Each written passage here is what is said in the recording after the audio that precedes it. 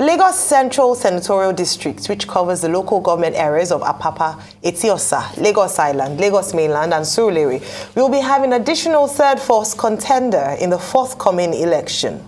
Abiodun Dabiri is an architect flying the Labour Party's flag in the February election for Lagos Central Senatorial District. Nonetheless, the journey that brought Abiodun Dabiri to this stage of the contest was very tumultuous.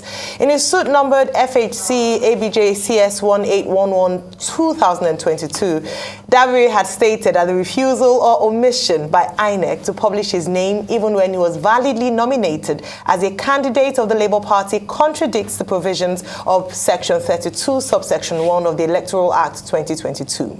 According to him, the court has the power to intervene and mandate INEC to recognize and publish his name as the candidate of the Labour Party for the Lagos Central Senatorial District of Lagos State and urge the court to hold so, which the court did. Joining us now to discuss his vision and mission as the candidate of the Labour Party in Lagos State or the Lagos Central Senatorial District is Abiodun Dabiri. Good morning, Mr. Dabiri, and welcome to the morning show. Good morning. Thank you. Happy to be here. Thank you for joining us. Well, before we begin to talk about vision and mission, let's start with the suit that she referred to. Because it looks like the Labour Party in Lagos, and in fact, with regard to Lagos Central, is divided.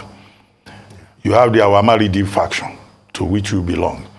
You have the Gbadebo faction. What I understand is that you are the candidate of the Awamaridi faction, while Adesumbo Onitiri is the candidate of the GRV faction, as they refer to it. And both factions have resolved that they will fight all the way to the Supreme Court. What is the status of that, your battle in the Supreme Court? The elections are almost here. Well, let's clarify that. Let me throw some light on that matter. It's a misconception that people have. Even within the party in Lagos, I always tell them, there's only one Labour Party. There's nothing like a Awamaridi faction or Revival faction. Labour Party is one. I joined the Labour Party. Awamaridi happened to be the state chairman then. So I always try to clarify that when people make that misconception. Yes, and well, with regard to suit, well, I got judgment against Chief Onitiri, and Chief Onitiri actually contested primaries in PDP. He's a PDP member, you know, but you know how all these things happen in the political circles and all these things happen.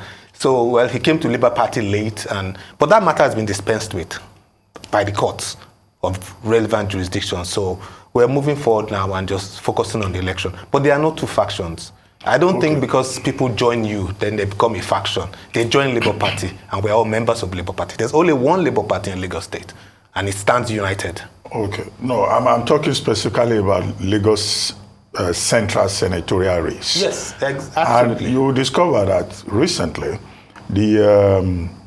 a group called Nigeria Decides did some polls on Lagos Central, the various political parties. And Wale Gomez of the PDP was rated first, followed by the candidate of the ADC. And I checked the list. Your name was not there.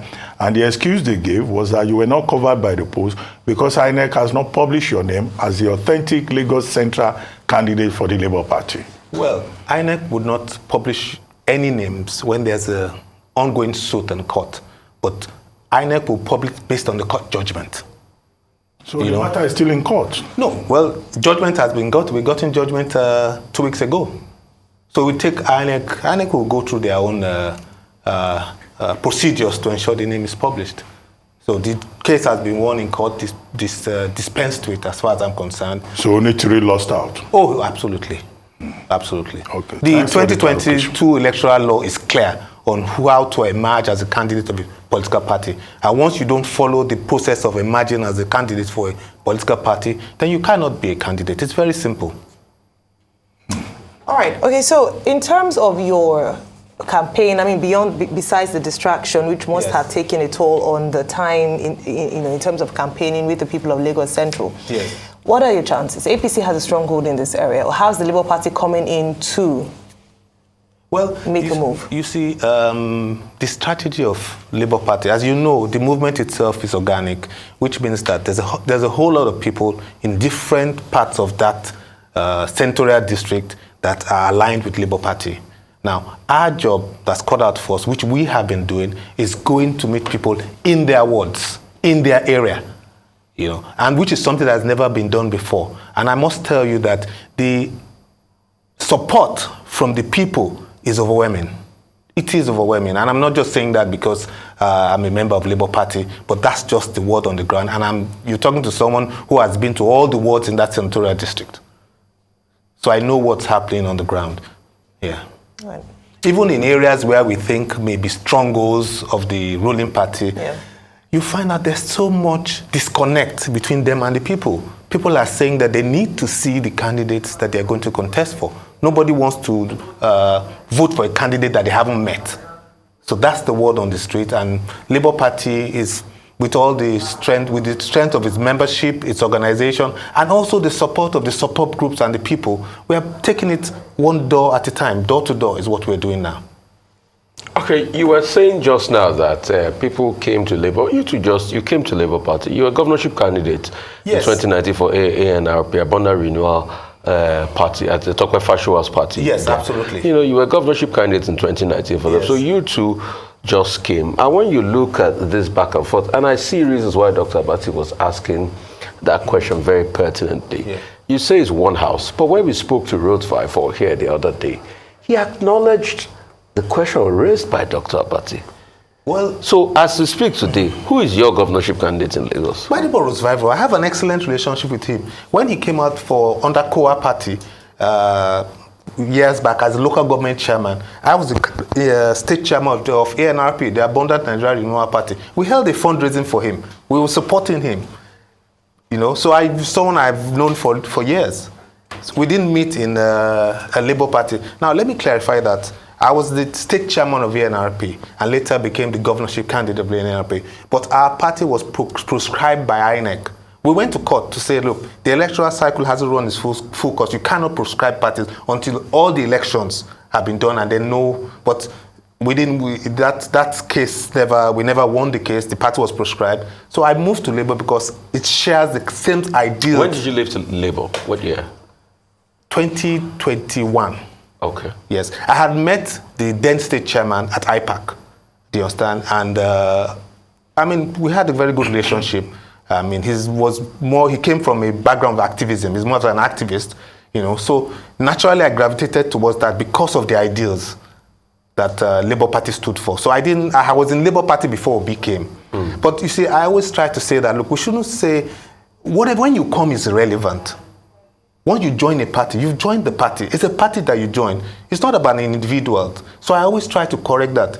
A Labour Party is Labour Party. It doesn't matter when you come. As long as you come in and you go through the right processes and procedures that make you a valid member or a valid candidate, then everything else is... What court gave you judgment recently, 2 weeks ago? Federal High Court. Federal High Court. In Lagos. Okay. Yes.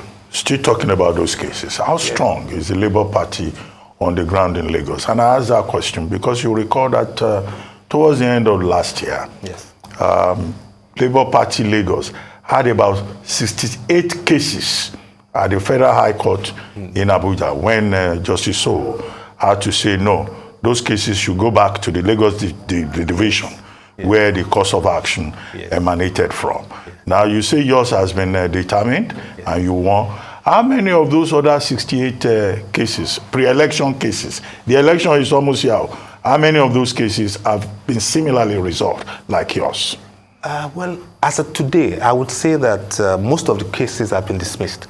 If there are any cases in court at all, it won't be more than one or two, a couple of handfuls. Out of the 68? Oh, yes.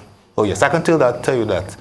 It's been done. It's all been dismissed. Well, what happened in Labour Party was that because of the advent of the emergence of Peter Obi, it puts the party in the spotlight and a lot of people came in. So some of these things that we're having is, well, I don't want to say it's normal, but there are no parties with their own issues. All parties have their issues, and at some point it gets resolved and you focus on the work ahead, you pull together and you go for election. So Labour Party is not different. All right. Okay, so you're up against the Deputy Speaker of the Lagos State House of Assembly, Yes. the APC party, who beat other top frontliners in the APC to emerge as the candidate of the APC. Yes. And I can already see you smiling. That's a tough contender. So I hear you when you say that, you've been to all the wards and Labour Party is quite strong in Lagos State. But it still begs the question as to how, and then even more importantly, perhaps on the strength of your plans for your senatorial district is what would put you in favorable light. Well, first of all, how do you hope to defeat such a strong candidate? Well, being a strong candidate is a matter of perception. Okay. It's all perception as far as I'm concerned. What I represent, the obedient movement, Labour, what we represent is an idea that the time has come and it can't be stopped. And it's quite different from the politics that he's bringing to the table. It's a totally different, where he's on one side, I'm on one side, and you cannot, whatever kind of political philosophy or idea that you have, you can't sustain it forever. At some point, the people are it's not going to work anymore if you don't change, and the people are going to buy into what they feel works for them. So what works for the people of Lagos State and Nigeria in general is they believe that they can do better. They want representatives that they know, they can communicate with, they have seen, things that be important enough to come and see them. And then you now start talking about policies. What policies do you have? What are you bringing to the table? So what policies would you be pushing? Okay, for me, I think that one of the most fundamental things we need to look at is what is citizenship in Nigeria? What is the right of a Nigerian citizen? If a child is born in this country, from the day it is born, what rights does it have as a Nigerian child? These are one of the things that are important to me. And I think that if we do not hold our legislators accountable and they now define it, so it's like there's a contract between the government and the people, then we begin to see things happen differently. What is the Nigerian life worth? If a Nigerian dies, what is the responsibility of the government?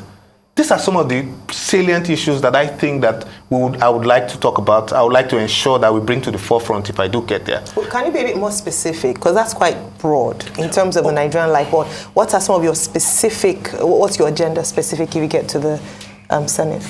Well, like I said, I would like to ensure that every Nigerian citizen, and it is clearly stated that you have a right to life, you have a right to freedom of association, freedom to practice your religion, freedom to ensure that you live properly. The government has a contract to provide you accommodation. The government has a contract to provide security. Some of the problems that plague us are these things that should have been written out and everybody knows. Okay, I'll give you an example of what happens in Lagos. I don't believe that urbanization should now render people homeless or you take away their market because of redevelopment. There must be a law that says that if you break down with market, you need to provide them alternatives. Now, if you're going to do urbanization, even if people are living in shanties, you must provide them alternative if you're going to break down and redevelop it. Now, this is legislation because it's a broad thing. It will affect Nigerians all over the country. So if it's entrenched in it and governments see that this is a law is there and there's someone to hold them accountable, some of the problems that Nigerians are facing today will not be there. I'll give you another issue. We have the issue of estimated billing by the discos. It has been lingering for a long time. I've personally experienced it. I was getting estimated bills of 80,000 a month. The minute I got a prepaid meter, after struggling and fighting for it, I was doing 25 a month.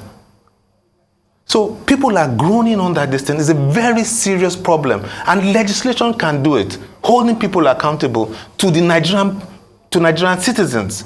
It's a broad thing that people will experience everywhere in the country. So I do believe that there are several of these kind of issues that I think that the legislatures should look into to protect our citizens. You're an architect by training. Yes. And you're in a city that is endemic with collapsed buildings. What are going to be your legislative conversations around that? Well, you know that building control is under state. But that does not mean that at the federal level we cannot make certain laws to complement whatever the state is doing. So, but I think that you find out that the laws are even already there. What's happening is compromise of government officials towards that. The laws are there. If you look at Nigerian laws, we have some of the best, but do we actually enforce them? So, as long as we have a society where we do not have consequences for actions, things will continue to be that way. What we need in Nigeria is to ensure that there's consequences for action. Okay, we've had all this building, let's take Lagos as an example. We've had all this building collapse in Lagos. Has anybody been prosecuted? Nobody has been prosecuted.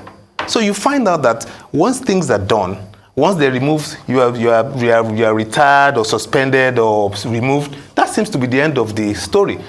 So, and I don't think that it is. We must have consequences for actions. The minute we begin to have consequences for actions, I think we'll see a better country. In parts of the country, there have been reports of members of the Labour Party going to another party, the PDP. Yeah. How strong is the bond among the various party members in Lagos State? Do you have any anxiety that we're likely to also have that kind of situation just before the election in Lagos State? Some of your members moving to another party? Well, I would say that I won't act like a political neophyte that doesn't know what's going on. You would know it. Labour Party had a very an implosion of people within a very short space of time. And some of the strategies of the other parties, some of the major parties, is to send their members to join with you. So it gives you the impression that you have people and then the last minute they pull out. So I would say that if it happens, it's just part of the way politics is played in our country. And there's very little that we as a party can do about that. But that does not mean that we feel that it will be enough to determine the course of the election. Yeah, those people will have. You have fifth elements. Even in other major parties too, you have fifth elements. So that doesn't bother us. I think that's part of the game, and we've hedged our bets against that already. So it will not affect us. Okay, thank you very much, Abiodun Dabiri, Lagos Central Senatorial District candidate of the Labour Party in Lagos State.